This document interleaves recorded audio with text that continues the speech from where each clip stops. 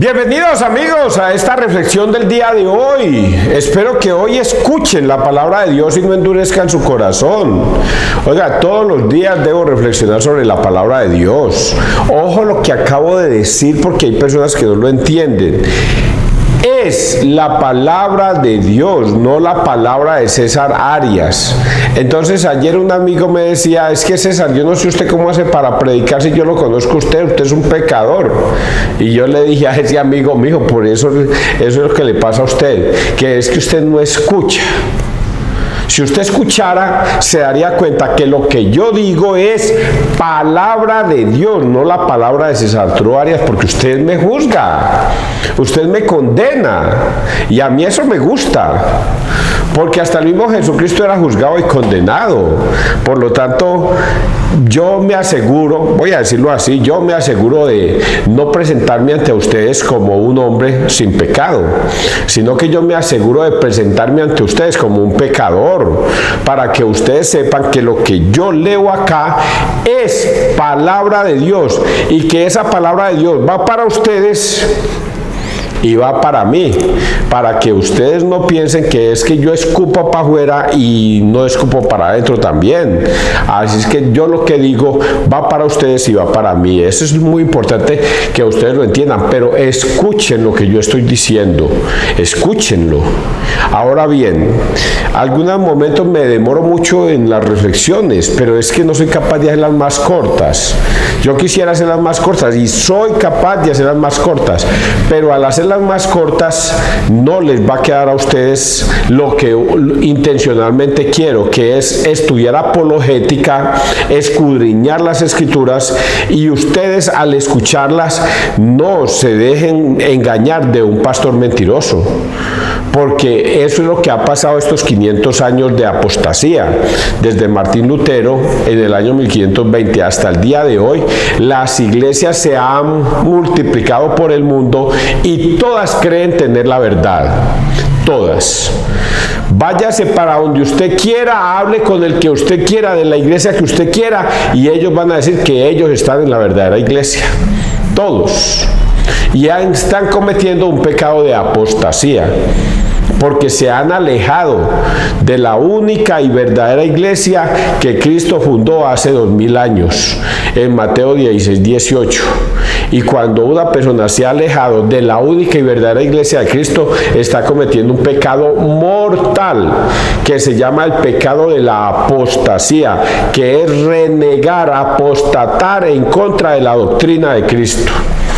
Y esto no lo logran entender ellos, no son capaces de entenderlo, porque hay dos frases en la Biblia que dice, la primera, porque Dios, y ese Dios con D mayúscula, les ha dado un poder engañoso para que crean a la mentira a fin de que no sean salvos. Por haberse dejado engatusar de un pastor mentiroso y haberse creído que el pastor mentiroso les está diciendo la verdad, Dios permite que ellos se vayan. Y es más, les da un poder engañoso para que crean en la mentira, y por ello son incapaces de regresar a la iglesia de Cristo. Son incapaces, creen que están en la verdad. Y hay otra frase terrible que es parecida a esa, que es el Dios de este mundo, pero ese Dios está con D minúscula, hablando de que es Satanás. Les ha cegado el entendimiento para que no vean el resplandor del evangelio. Les ha cegado el entendimiento para que no vean el resplandor del evangelio, que es la doctrina de Cristo. Y por ello esas dos frases le impiden a una persona que se ha ido regresar. Pero Jesucristo deja una puerta abierta. Hay personas de mi rebaño que se han salido y hay que volverlas a llamar, hay que atraerlas. Por eso estoy yo aquí. Por eso estoy yo aquí, porque Dios me invita a llamar a esos apóstatas, a esos que se han alejado. Quizás escuchando la palabra de Dios regresen, quizás, pero es muy difícil. Muy difícil que una persona, habiéndose salido de la iglesia de Cristo, regrese. pero hay personas que sí lo han hecho. Se han sentado, han escudriñado las Escrituras, han mirado lo que ha dicho César y lo han comparado con la Biblia y dice, César tiene la razón, está escrito en la Biblia, ¿a mí qué me ha pasado? Y han regresado. Bueno, presentémonos, muchachos, en el nombre del Padre, del Hijo, del Espíritu Santo. Amén. Lectura, la primera lectura está acá arriba. Primera lectura de la carta de los Efesios 2, 12, 22. Él es nuestra paz. Él ha hecho de los dos pueblos una sola cosa. Eso que yo leo acá en este momento es el resumen de lo que voy a leer. ¿En qué consiste todo lo que voy a leer? En este resumen en dos renglones. Él es nuestra paz. Él ha hecho de los dos pueblos una sola cosa. En eso consiste todo lo que yo voy a leer. Pero todo lo que yo voy a leer voy a tratar de escudriñar lo que está escrito adentro. Entonces dice así esta carta: hermanos, entonces no teníais un Mesías, erais extranjeros a la ciudadanía de Israel y ajenos a las instituciones portadores de la promesa. En el mundo no teníais ni esperanza ni Dios. Ahora en cambio estáis en Cristo Jesús. Ahora por la sangre de Cristo estáis cerca, los que antes estabais lejos. Él es nuestra paz. Él ha hecho de los dos pueblos una sola cosa, derribando con su cuerpo el muro que los separaba, el odio. Él ha abolido la ley con sus mandamientos y reglas, haciendo las paces para crear en él un solo hombre nuevo. Reconcilió con Dios a los dos pueblos, uniéndolos en un solo cuerpo, mediante la cruz, dando muerte en él al odio. Vino y trajo la noticia de la paz. Paz a vosotros los de lejos, paz también a los de cerca. Así, unos y otros podemos acercarnos al Padre con un mismo espíritu. Por lo tanto, ya no sois extranjeros ni forasteros, sino que sois ciudadanos del pueblo de Dios y miembros de la familia de Dios. Estáis edificados sobre el cimiento de los apóstoles y profetas, y el mismo Cristo Jesús es la piedra angular. Por él todo el edificio queda ensamblado y se va levantando hasta formar un templo consagrado al Señor. Por él también vosotros os vais integrando en la construcción para ser morada de Dios por el Espíritu. Palabra de Dios, te alabamos a ti, Señor Jesús. Cuando uno no entiende mucho sobre la Biblia, no logra entender mucho lo que está escrito. Él está hablando de dos pueblos aquí, pero ¿cuáles dos pueblos? ¿A qué pueblo se refiere? Entonces resulta de que Jesucristo vino a los suyos, pero los suyos lo rechazaron. Y por eso Jesucristo dijo, de ahora en adelante, eso lo dijo Pablo también, voy a ir a los gentiles. Pablo fue el que lo dijo, pero Jesucristo también lo dijo en algún momento, vamos a otros pueblos. Vamos a los gentiles también. Y por ello, esos son los dos pueblos. Está el pueblo uno, que es el elegido. ¿Quiénes son?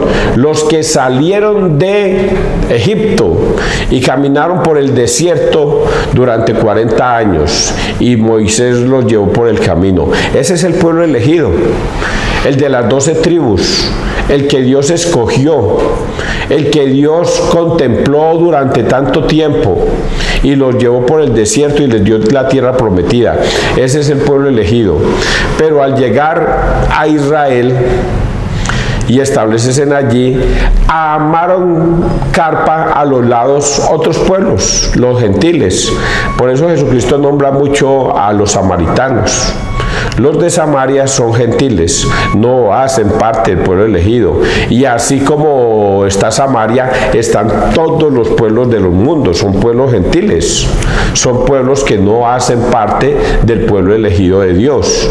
Por eso Jesucristo y Pablo le dice a los efesios que los efesios son gentiles. Ellos no son judíos, no hacen parte del pueblo elegido. Y por eso, como él se fue a predicarle a los gentiles, a los que no hacían parte de la salvación, estaban sin salvación, no eran parte de la salvación de Dios. Por eso les dice a ellos esto. que es lo que ya ustedes entendieron, pero les voy a decir, esto, entonces, hermanos, entonces ustedes no teníais un Mesías, erais extranjeros a la ciudadanía de Israel, o sea, está hablándole a los gentiles, y ajenos a las instituciones portadores de la promesa en el mundo. De la promesa, en el mundo no teníais ni esperanza ni Dios. Le está hablando a esos pueblos gentiles. Entre esos pueblos gentiles cae aquí Suramérica y Norteamérica, y esto que ni siquiera, pues de más que Dios sí sabía que existía, pero que nosotros ni siquiera vinimos a conocer a partir de 1492 la palabra de Dios, cuando llega Cristóbal Colón con sacerdotes a enseñárnosla. Pero nosotros somos pueblos gentiles también, a nosotros también se nos predicó la palabra de Dios, y por eso esa gracia que hizo Cristóbal Colón al traer unos sacerdotes allí hace que esto suceda. Ahora en cambio estáis en Cristo Jesús, ahora por la sangre de Cristo estáis cerca los que antes estabais lejos. Esos somos nosotros y los que no hacían parte de ese pueblo elegido, ya estamos cerca de Cristo. ¿Y por qué estamos cerca de Cristo? Él es nuestra paz. Él ha hecho que los dos pueblos, una sola cosa, derribando con su cuerpo el muro que los separaba, el odio. Por eso, anteriormente los judíos odiaban a los samaritanos y los samaritanos odiaban a los judíos. Ustedes se acuerdan de varias historias, pero vamos a contar una. Manda Jesucristo de 2 en 2 a los apóstoles, y se fue Santiago y Juan a una de esas aldeas que eran gentiles, samaritanos, y cuando fueron allá, Juan y Santiago le dijeron: venga, el Señor va a entrar aquí y se quiere hospedar y estar con ustedes. Y ese samaritano, que odiaba a los que iban para Jerusalén, les dijo: aquí no vengan a entrar, aquí no son bien recibidos, se tienen que ir, nosotros no los vamos a recibir. Y Santiago y Juan regresan a Cristo a decirles: vea, allá en esa aldea no lo quieren recibir. ¿Será que hacemos mandar fuego del cielo para destruir esa aldea? Y el Señor les reconviene y les dice: no, Señor, nosotros no hemos venido a destruir a nadie. Si no nos reciben ahí, sigamos derecho, sigamos para otra aldea donde sí nos reciban. Ese era el odio que se presentaba entre ellos. Tanto los samaritanos como los judíos se odiaban. Y eso sucede en otro pasaje bíblico. Ustedes se acuerdan en la historia del buen samaritano, que cierto hombre iba en su cabalgadura y fue aporreado por unos ladrones y bandidos y lo dejaron casi muerto. Y que pasó un sacerdote, lo vio y dijo: lástima que no puedo ayudar a este hombre, pero yo estoy trabajando para Dios, y siguió derecho. Luego llegó un levita, lo vio y le dio miedo ayudarlo y siguió derecho. Pero luego vino un samaritano que no creía en Dios, y ese samaritano sí sintió compasión de ese hombre. Lo limpió, lo subió a su cabalgadura, lo llevó a una posada, pagó por la que lo cuidaran y dejó encargado de que si hacía falta más, él pagaría el regreso. Entonces Dios une los dos pueblos, los samaritanos gentiles con el pueblo judío, que son el pueblo elegido de Cristo. Y por eso aquí dice que Jesucristo termina uniéndolos en un solo pueblo, derribando con su cuerpo el muro que los separaba, el odio. Él ha abolido la ley con sus mandamientos. Él ha abolido la ley con sus mandamientos y reglas, haciendo las paces para crear en él un solo hombre nuevo. Reconcilió con Dios a los dos pueblos, uniéndolos en un solo cuerpo mediante la cruz, dando muerte en él al odio. Vino y trajo la noticia de la paz, paz a vosotros los de lejos, y paz también a vosotros los de cerca. Así unos y otros podemos acercarnos al Padre con un mismo espíritu, Por lo tanto, ya no sois extranjeros ni forasteros. Es el mensaje de esta primera lectura. Espero que ustedes lo hayan entendido. Yo podría extenderme un poquitico más, pero dejémoslo hasta ahí. Estáis edificados. Voy a meter este pedacito. estáis edificados sobre el cimiento de los apóstoles y profetas, y el mismo Cristo Jesús es la piedra angular. Por él todo el edificio queda ensamblado y se va levantando hasta formar un templo consagrado al Señor. Nosotros todos somos piedras, todos somos piedras, cada uno hace parte del ensamblaje de la iglesia de Cristo.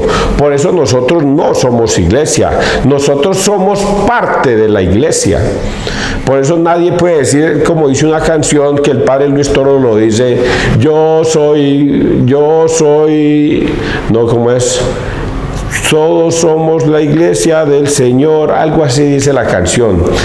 Yo soy iglesia, tú eres iglesia, somos la iglesia del Señor. No, nosotros somos parte de la iglesia, nosotros no somos iglesia. Algunos creen que porque nosotros somos templo del Espíritu Santo, entonces nosotros somos la iglesia de Cristo, y nosotros no somos la iglesia de Cristo.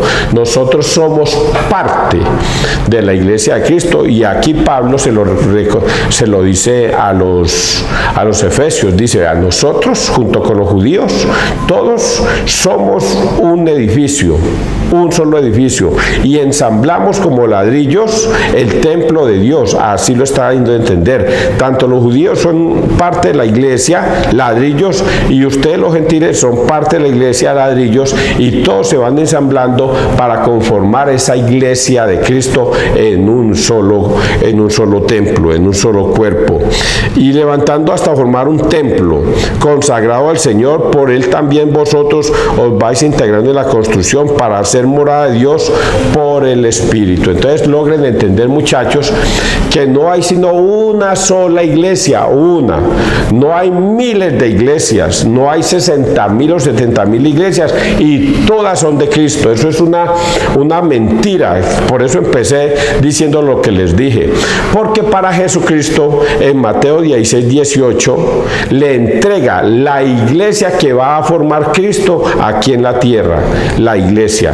Anoche mi novia decía, leyendo, ellas ya se están vinculando mucho por el tema de los salmos, escuchándolos, y hay personas que leen los salmos muy lindos, los leen y con musicalización y todo, muy lindos, pero ella en ese momento comenzó a escuchar un salmo 93, el 91 y el 23, pero esa persona que estaba diciendo el salmo decía, es que vea, ustedes van a escuchar el salmo 91 y el 23, pero nosotros no somos una religión. No, nosotros no somos religión, nosotros somos de Cristo. Y ahí ya no me gustó. Y yo le dije, ojo, novia, con lo que tú lees, porque a veces lo que uno escucha suena tan bonito que pareciera que es de Cristo. Mire este personaje tan hermoso, está diciendo que él no es religión, que somos de Cristo. Suena muy bonito, pero si no es religión, no es católico, es un protestante. Es un protestante que no cree en la iglesia católica. Él cree en el Salmo 91, cree en el Salmo 23, y es verdad, lee muy lindo, lo exalta muy bonito, lo explica muy bonito, pero si no es parte de la iglesia católica, es un hombre que lee bonito, habla bonito, pero no hace parte de la iglesia de Cristo. Así lea el mismo salmo, así lea el 91 y el 23 y todos los salmos y los explique muy lindos, pero si no reconoce la iglesia de Cristo, que es la iglesia católica, puede seguir leyendo los salmos muy lindos y todas las cosas, pero no es de Cristo. Esa es la parte que yo le quiero decir a usted, novia, para que lo logre entender. Y otro decía por allá, en Cristo Jesús, porque Jesús es el por el que nosotros luchamos, porque Jesús es por el que nosotros estamos, porque Jesús es, pero entonces es otro separado, es otro apóstata. Porque mire que a pesar de que dice que Jesús es esto, que Jesús es otro, nunca le da la gloria a Dios a través del Padre, el Hijo y el Espíritu Santo. Y si usted, novia, no escucha que habla del Padre, el Hijo y el Espíritu Santo, es un evangélico que solamente cree en Jesús, pero detesta la Trinidad. Él no cree en el Padre, el Hijo y el Espíritu Santo. Y el Señor mandó a esta tierra a que todos debemos hablar de Jesús a través del Padre, el Hijo y el Espíritu Santo. Si ellos no nombran al Padre, al Hijo y al Espíritu Santo y se meten que solo es Jesús, Jesús es un apóstata. Hablan muy lindo, predican muy lindo, pero no son de Cristo. Entonces, eso que sea como una lección para las personas que me escuchan, que creen que pertenecer a cualquier iglesia es lo mismo. Pues allá predican a Cristo, allá también, por allá también, y por acá atrás también. Pero todos predican a Cristo y suena muy lindo. Pero si no pertenecen a la iglesia católica, no son de Cristo. Tenga la plena seguridad de lo que les estoy diciendo. Salmo responsorial, Salmo 84. Dios anuncia la paz a su pueblo. Voy a escuchar lo que dice el Señor. Dios anuncia la paz a su pueblo y a sus amigos. La salvación está cerca de los que lo temen y la gloria habitará en nuestra tierra. La misericordia y la fidelidad se encuentran. La justicia y la paz se besan. La fidelidad brota de la tierra y la justicia mira desde el cielo. El Señor nos dará la lluvia y nuestra tierra dará su fruto. La justicia marchará ante él y sus pasos señalarán el camino. Palabra de Dios. Dios anuncia la paz a su pueblo. Ahora voy a decirles una cosa terrible. Yo digo cosas terribles aquí. Cuando dice acá Dios anuncia la paz a su pueblo, se refiere a su pueblo, no al mundo entero, sino a los escogidos, a los elegidos. ¿Y quiénes son esos escogidos y esos elegidos? Estos. Voy a escuchar lo que dice el Señor. Dios anuncia la paz a su pueblo y a sus amigos. Es lo que les acabo de decir. La salvación está cerca de los que lo temen y la gloria habitará en nuestra tierra. Dios está cerca de los que lo temen. Y el temor de Dios consiste en que si yo no le obedezco al Señor, Él no es con ustedes. No es con ustedes. Lo primero que debemos sentir, y que desafortunadamente la Iglesia Católica pocos lo enseñan, porque ellos enseñan a un Dios lleno de misericordia y amor, y eso está bien que lo enseñen, pero no enseñan el temor de Dios, que Dios es misericordioso para el que lo teme, el que siente temor de Dios. El que no siente temor de Dios, no hay esa tal misericordia, muchachos. Yo me quiero centrar en esa parte para que lo logren entender, porque muchos no lo entienden y por eso creen que pertenecer a cualquier iglesia es lo mismo. Alaban, aleluyan, glorifican a Dios, pero no le temen, luego no le obedecen. ¿Y cómo es esto posible? Vuelve cántaro a lo que siempre les he dicho.